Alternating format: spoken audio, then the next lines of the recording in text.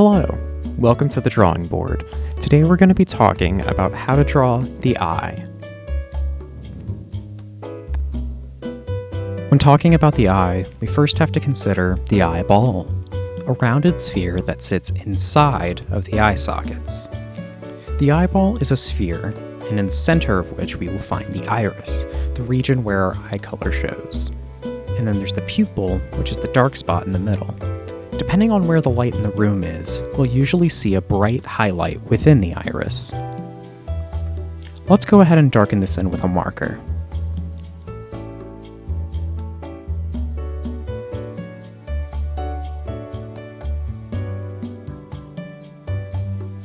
When we look at the eyeball from the side, we should make sure we see that the iris sits on top of the eyeball with this dome shape. Within this dome is the pupil.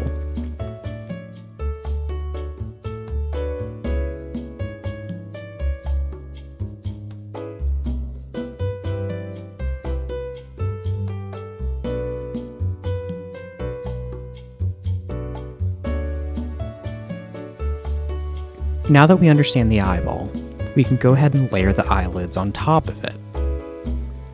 I'll make this little prop eyeball with my eraser to show you how the skin folds over.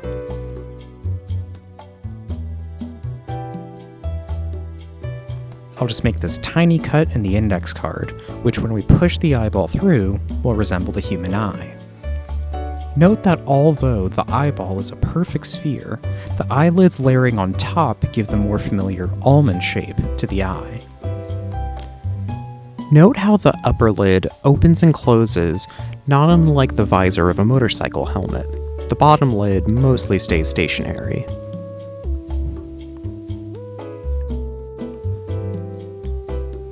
When drawing the eye from the front, I like to start with the sphere representing the eyeball. Then I wrap the upper lid around the eye, almost as if it's a latitude line on a globe. Then I go under and do the lower lid, making sure it tucks underneath the upper lid.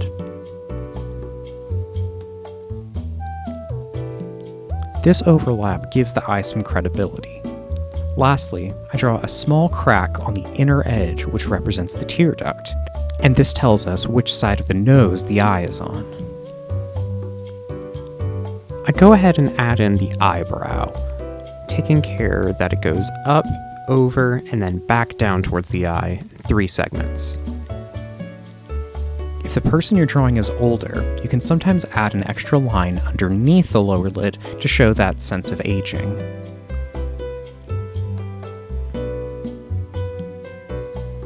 The eye doesn't sit on top of the skull.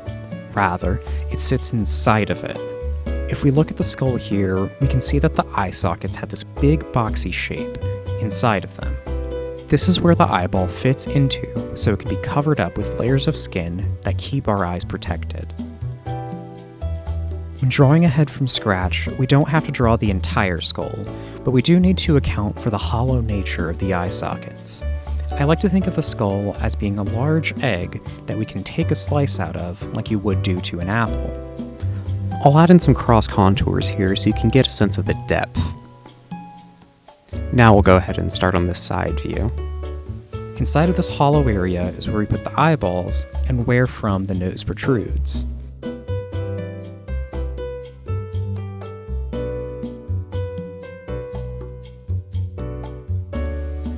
Now I'm going to go ahead and construct a head using my egg method. I'm drawing rather lightly here, so bear with me. I make this mark halfway down, and then inside of that is where I kind of cut out this apple shape. Inside of this hollow area is where the eyeball will sit. I go ahead and gesture in the block of the nose also, just so I kind of know what I'm dealing with here.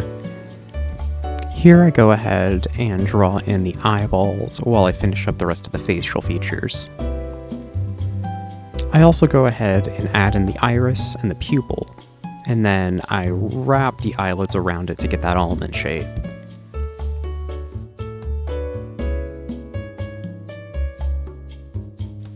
Here is around where I start to add in the eyebrows, taking care to do it in 3 sections. You want to make sure that your eyes are placed in the right area, or else your faces will look flat. Now that I placed everything lightly in pencil, I go ahead and take this marker and start to pick out the lines that I like the best.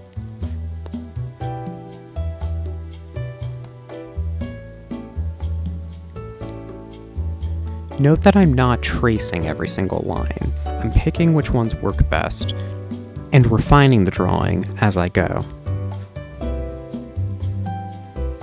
Here I add in the eyebrows, going up from under the brow ridge, over, across it, and then back down towards the other end of the eye. There it is. Placing these features in the right place gives your drawing a certain sense of credence, so that even if you draw it in a simple manner like I have, it'll still look kind of real. Now I'm going to go ahead and try to draw the eye from the side. I still start with that basic ball shape, and then add the dome of the pupil and the iris on top of it. The upper eyelid folds over the lower eyelid, kind of like that motorcycle metaphor we were talking about earlier.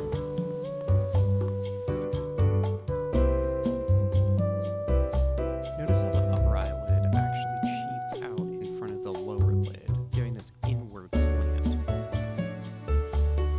This inward slant counteracts itself with the outward slant of the nose.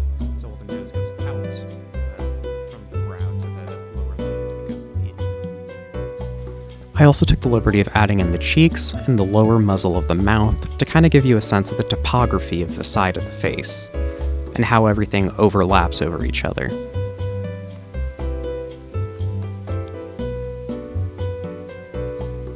And just to make everything clear, I'll once again go over everything with magic marker.